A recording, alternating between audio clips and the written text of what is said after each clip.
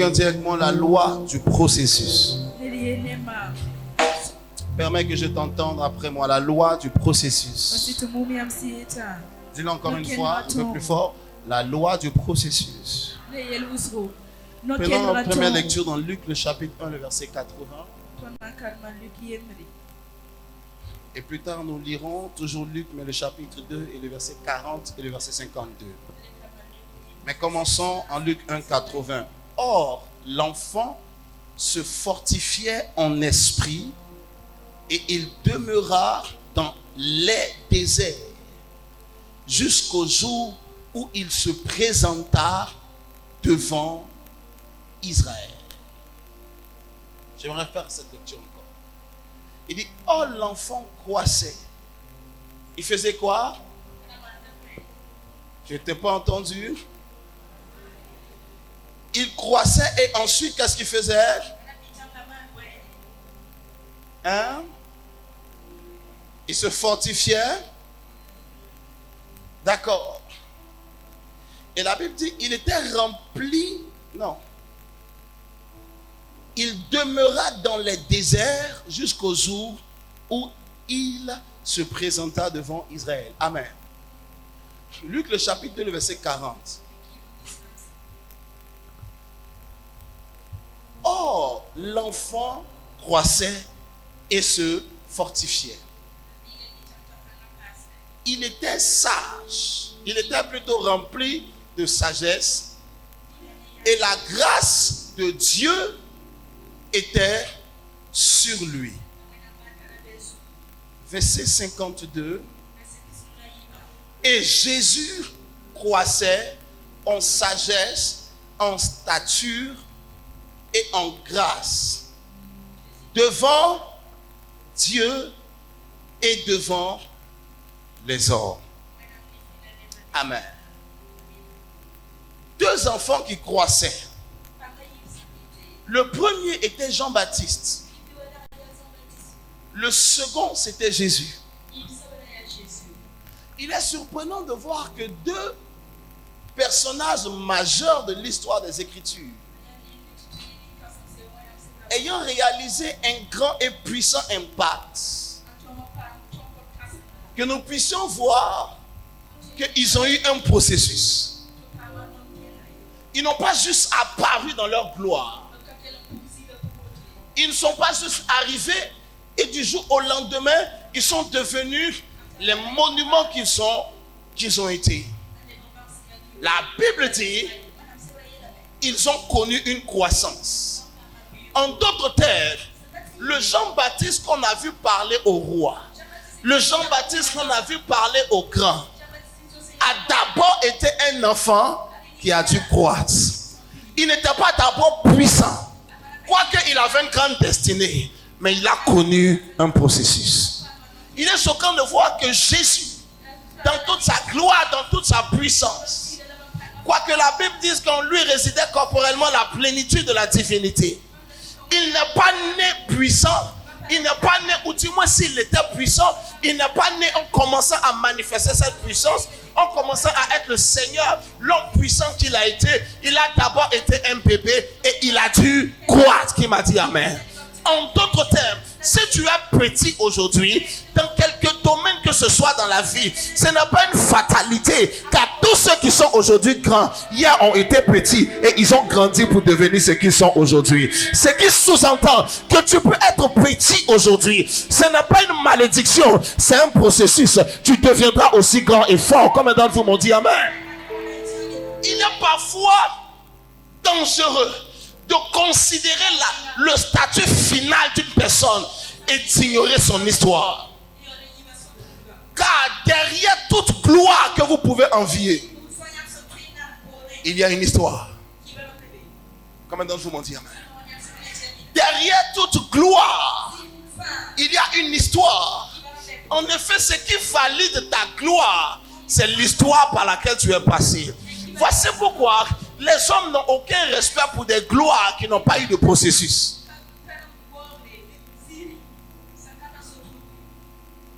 On apprécie des gens parce que leur gloire est traçable à une histoire.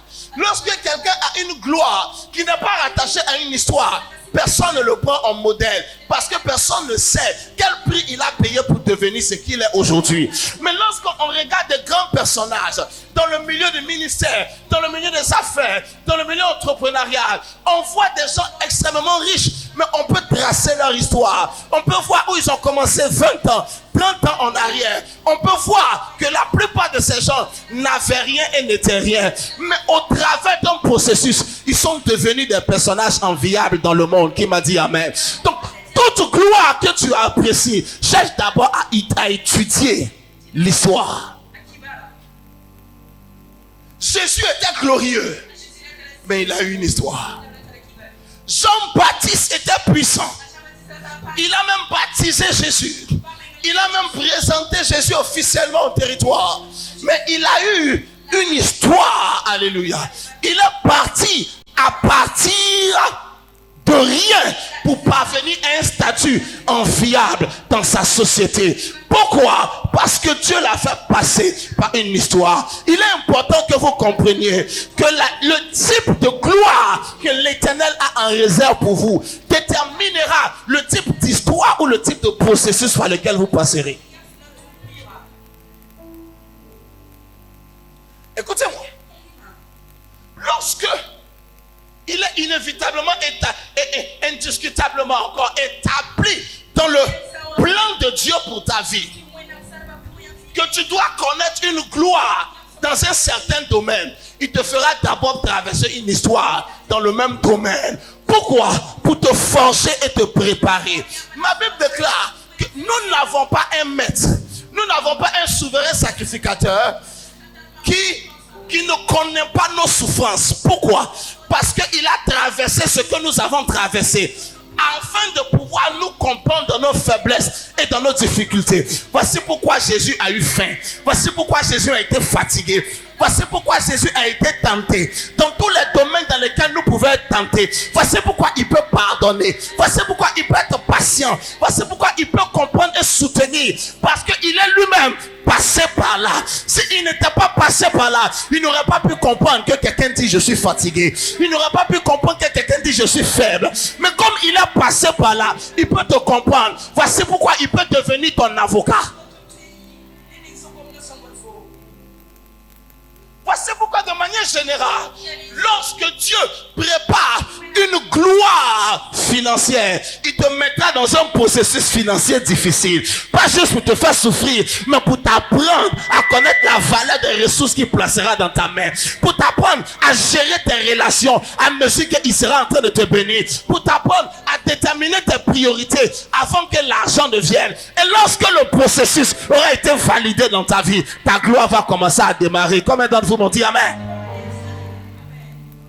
Beaucoup dans cette génération veulent l'inimaginable, mais ils ne veulent pas le processus. Je veux un ministère. Un jeune homme commence une église et il dit, je veux une église de 1000 personnes en une année. Et regarde, je veux une église de 5000 personnes en 10 ans, en 5 ans. Tout le monde fait de grandes choses. Je veux aller aujourd'hui rentrer dans le monde du travail et du jour au lendemain devenir un multimilliardaire, en sachant que les milliardaires les plus puissants sur la terre ont une histoire. Mais nous ne voulons plus l'histoire, nous voulons la finalité. Voici pourquoi nous abandonnons l'église quand les choses deviennent difficiles. Je pensais que Dieu devait changer ma vie. Je suis à l'église, ça fait 6 mois, je ne vois aucun résultat. Non, Dieu te place dans un processus. Car tous ceux qui sont grands, que tu envies, que tu regardes à la télé, que tu apprécies dans la société, ont connu une histoire, parfois pire que ce que tu as traversé avant de devenir les hommes que tu envies aujourd'hui. Alors tu peux souffrir aujourd'hui et on va t'envier aussi demain. Mais pour peu que tu arrives à comprendre la loi du processus. Dieu n'est pas un magicien. Dieu n'agit pas comme un magicien. Il ne fait pas tout de suite et maintenant. Il a pris la peine de créer chaque élément de la nature, étape par étape, jour après jour. Alors que dans le concept de son omnipotence, il pouvait juste claquer du doigt et tout un monde déjà fait et déjà fabriqué existait. Mais non, il a créé dans un processus. Il a créé dans un processus. Il a d'abord fait la terre. Il a séparé les eaux de la terre. Il a séparé les eaux de la terre des eaux du ciel. Il a ensuite créé. Il a fait plein de choses. Mais dans un processus. Il n'a pas tout accompli en un jour. Dans un processus. Dis-moi la loi du processus. Ah, tu n'as même pas envie de le dire. Vous savez, c'est le genre de message qu'on ne prêche plus à l'église. Mais quand il y a une pression sur mon âme pour emmener des gens à une destination, je vais vous enseigner un message que vous pourrez ne pas aimer, mais qui va caractériser et travailler votre futur et qui va le rendre glorieux. Combien d'entre vous m'ont dit amen? Oui, il y a un processus. Si tu envies une gloire, ne reste pas juste à envier la gloire. Commence à chercher le processus.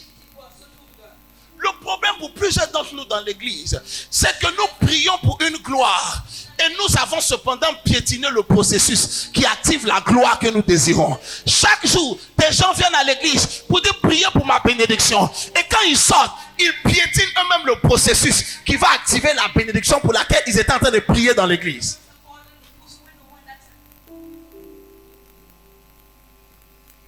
Tu bénis les gens à l'église, ils sortent.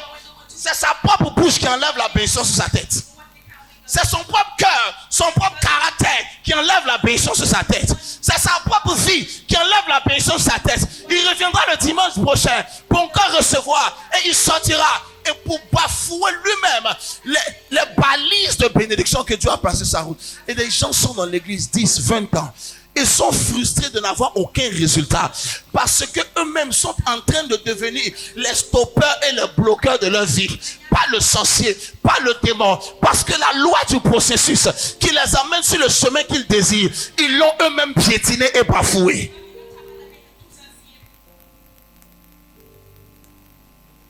Une femme par sa beauté est devenue reine. Par son caractère est devenue rien du tout. Le roi a vu sa beauté. Il dit, toi tu deviens ma reine. Son caractère l'a destitué de son trône. Pas le roi. Pourquoi? Parce que son attitude était contradictoire à la sécurisation du trône que sa beauté lui avait acquise. Parce qu'elle n'avait pas appris le processus. Regardez-moi la loi du processus.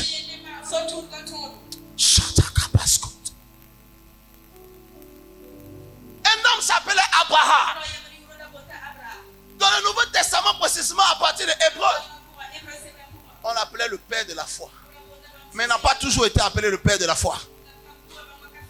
Est-ce que tu sais que Dieu ne s'est pas toujours appelé le Dieu d'Abraham? Ce n'est pas sur l'extrait de naissance de Dieu. Si tant il en est que Dieu est un extrait de naissance, ce n'était pas dans la cartographie de sa nomination. C'est le processus d'un homme avec Dieu qui a fait que Dieu a été connu comme le Dieu d'Abraham. Aujourd'hui, le processus que tu es en train de vivre avec Dieu est ce qui va faire que demain, on va dire le Dieu de Marius. C'est ce qui va faire que demain, on va dire le Dieu de Banao. C'est ce qui va faire que demain, on va dire le Dieu de Bakouan. Ce n'est pas ton Dieu tant qu'on n'a pas vu ton processus avec lui. Qui m'a dit amen? Si Abraham se leva le matin avec tous les enfants, personne n'allait appeler Dieu d'après son nom. Mais comme Abraham s'est levé, 75 ans, 80, 90, 100, il n'y avait pas d'enfant. Mais à la fin, il a été dans la gloire. On dit un homme avec un tel processus. Regarde, on n'a pas dit le Dieu en donnant le vrai nom de Dieu pour l'associer à Abraham. On dit ce Dieu, on le reconnaît au travers du processus d'Abraham. Quand on dit le Dieu de Jacob, ça veut dire on reconnaît ce Dieu au travers du processus de Jacob. Qui m'a dit amen? Et j'aimerais annoncer sur ta vie, on reconnaîtra ce Dieu au travers de ton processus au nom de Jésus. Écoutez-moi, il y a une puissance dans le processus.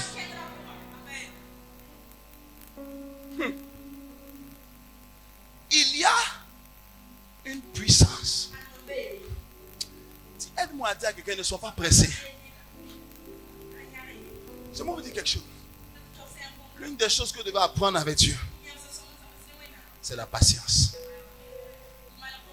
Mais quoi qu'il ait en soi, ce qui est de Dieu arrivera. Mais il y a un concept que tu dois enregistrer. C'est le concept de la patience. Tu viens de te marier, le gars, demain, il n'a qu'à construire un immeuble pour toi. Je vous répéter ça. Apprenez la patience avec Dieu. Le gars, il vient t'épouser, il lutte, il n'a pas grand-chose. Sois patiente. Ce n'est pas l'occasion de commencer à l'insulter. Vous prenez enfant des gens, vous les mettez ici. Tu es enfant des gens, tu es venu faire quoi ici? On t'a volé? Il y a des filles souvent qui parlent, elles pensent que la parole est intelligente. Vous prenez enfant des gens, retourne chez les gens. Parce que à ce que je sache, c'est les gens qui ont donné ta main. On n'a pas volé ta main. Il y a des parents, on ne dit pas à son mari. Parce que tu es en train de préparer la vengeance. Je vous dis quelque chose. Quand dans 10 ans le gars sera élevé, il va te piétiner. Parce que tu l'insultais parce qu'il n'a pas l'argent. Maintenant il a l'argent. Tu ne peux pas manger sans lui. Tu vas comprendre ta douleur.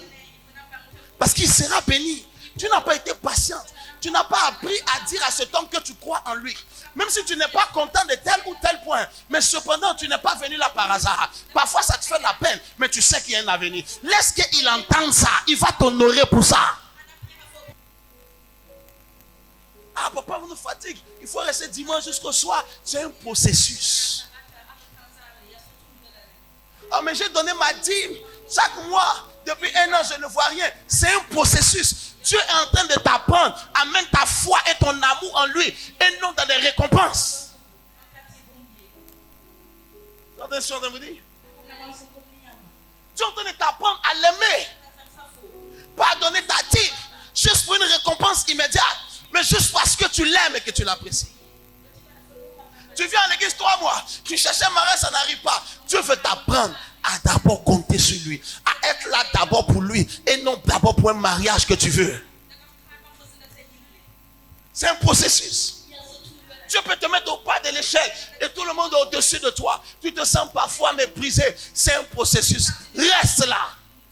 Dieu va permettre que tu appelles des gens, ils ne décrochent pas. Dieu va permettre que des gens ne veulent pas s'associer à toi. Il le permet. Parce qu'il t'apprendra quand tu seras grand à ne jamais mépriser ceux qui sont au bas. Alors il te fait sentir ce que ça fait. Il faut endurer. Et sois patient. Utilise ce moment pour croître. Je vais répéter ça. Abraham n'a pas toujours été Abraham. Il a d'abord été Abraham. Israël n'a pas toujours été Israël. Il a d'abord été Jacob.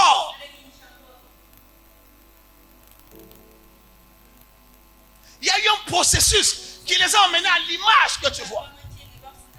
Parce que moi j'aime sur internet fouiller, regarder la vie des grands, chercher des vieilles vidéos. Allez taper David Oyedepo 1985. Vous allez trouver des vieilles images. Et vous allez voir que votre commencement aujourd'hui est mieux que le commencement de certaines de ces personnes. Vous allez voir.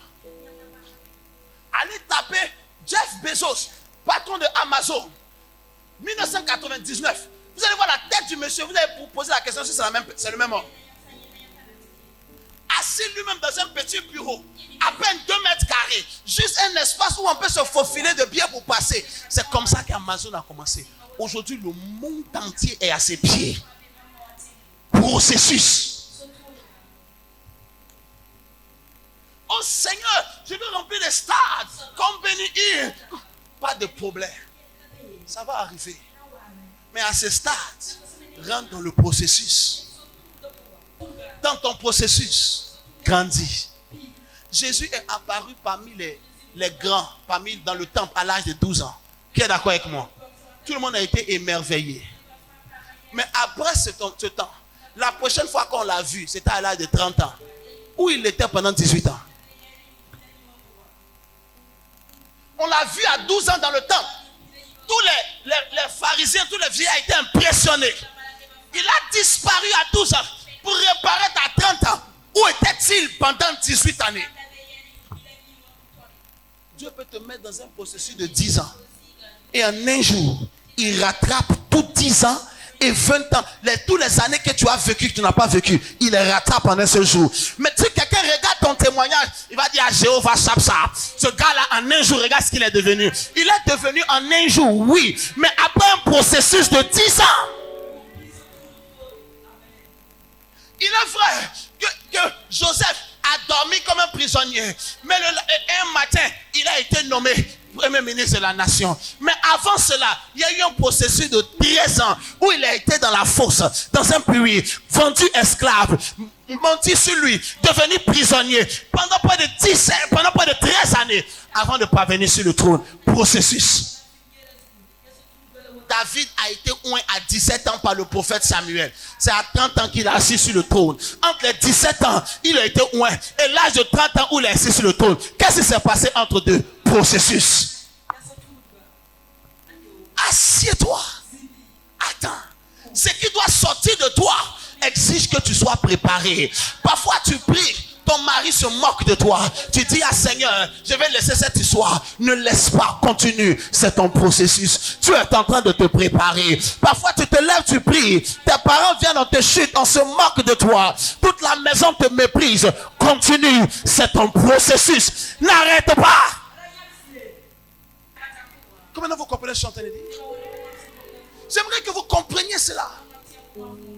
Alors que nous sommes... C'est Dieu.